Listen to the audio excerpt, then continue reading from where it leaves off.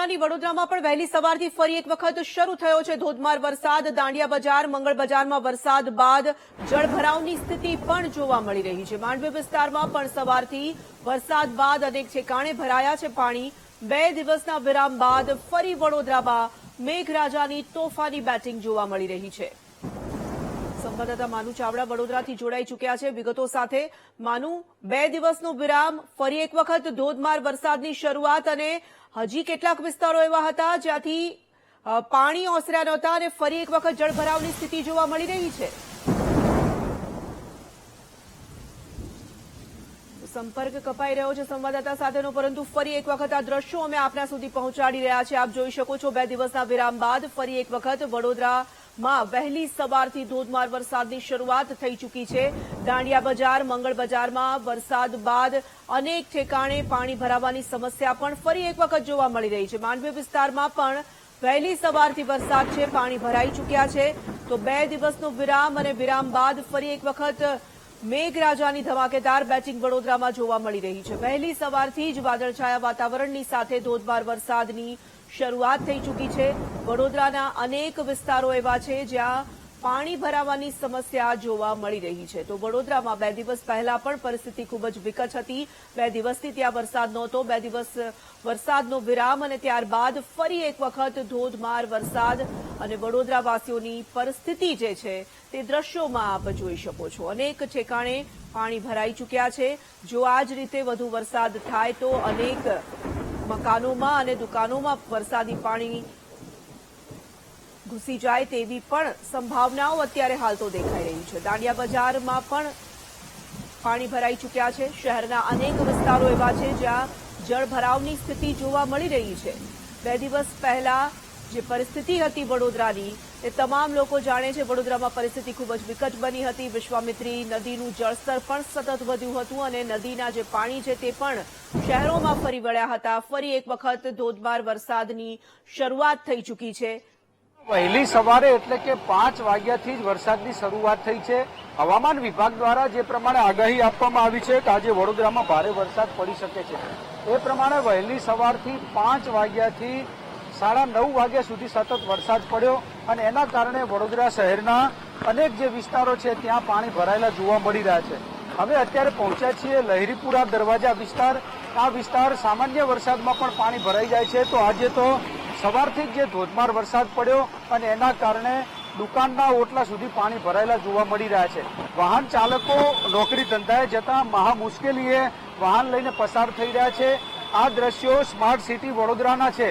દર વર્ષે અહીંયા પાણી ભરાય છે, તેમ છતાંય કોર્પોરેશનનું તંત્ર છે એનો નિકાલ નથી લાવી રહ્યું અને એના કારણે જ વાહન ચાલકો મુશ્કેલીનો સામનો કરી રહ્યા છે।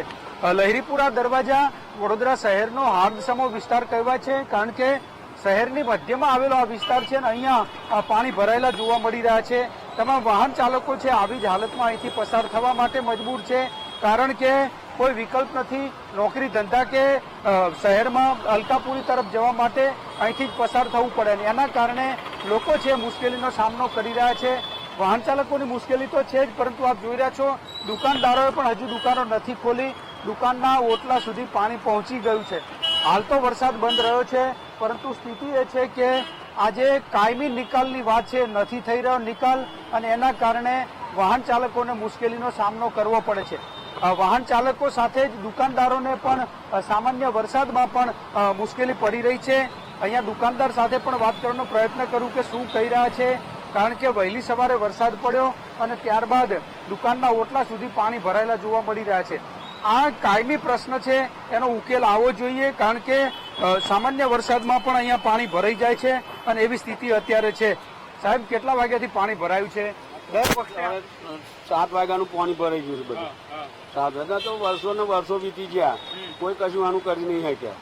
બધી બદલાઈ ગયું, પણ બધાની સુરક્ષા ના બદલાઈ, સુરક્ષ ના બદલાઈ બધું એવું ને એવું જ છે બધું।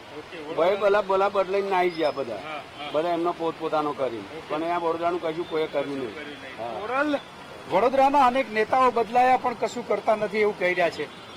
ધંધો બંધ, વરસાદ આવે એટલે ધંધો બંધ આ રીતના એઝ ઇટ ઇઝ વર્ષોથી પ્રોબ્લેમ છે સાહેબ, કઈ એની સોલ્યુશન કોર્પોરેશન આમ તો કહે છે કે પ્રી મોન્સૂન કામગીરી કરીએ છીએ, થાય છે કશું?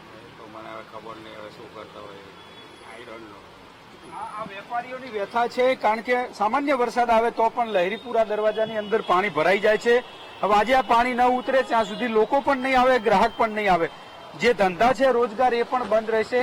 કોર્પોરેશનમાં અનેક અધિકારીઓ બદલાઈ ગયા, અનેક નેતાઓ બદલાઈ ગયા, પરંતુ લહેરીપુરા દરવાજા વિસ્તારમાં જે પાણી ભરાવાની સમસ્યા છે એનો નિકાલ કોઈ નેતા નથી લાવી શક્યા. સ્થિતિ એ છે કે દુકાનદારોને જ્યાં સુધી વરસાદ ચાલુ રહે ત્યાં સુધી આવી જ હાલતની અંદર સતત પાણીનું બહાર કાઢવું પડે, સતત પાણીથી પોતાનો માલ સામાન બચાવવા માટે પ્રયત્ન કરવો પડે એવી સ્થિતિમાં અત્યારે નાગરિકો છે. વડોદરા શહેરનો લહેરીપુરા દરવાજા, આ ઉપરાંત જે દાંડિયા બજાર છે ત્યાં, રાવપુરા વિસ્તાર, યુનિવર્સિટી વિસ્તાર, આવી અનેક જગ્યાએ પાણી ભરાયેલા જોવા મળી રહ્યા છે. હાલ વરસાદ બંધ રહ્યો છે, પરંતુ આ વરસાદના પાણી, જે વહેલી સવારથી વરસાદ શરૂ થયો અને હજુ પણ પાણી ભરાયેલા છે.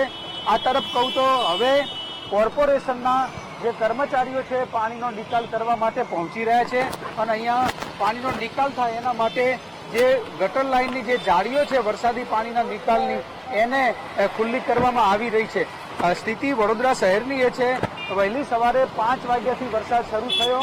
હવે કર્મચારીઓ અહીંયા પહોંચ્યા છે અને આ જે પાણીનો નિકાલ કરવા માટે અત્યારે પ્રયત્ન કરી રહ્યા છે. કોર્પોરેશનના કર્મચારીઓ છે, આ પાણીનો નિકાલ નથી થતો ગટર લાઇનમાં અને એના કારણે આ પાણી ભરાયેલા જોવા મળી રહ્યા છે.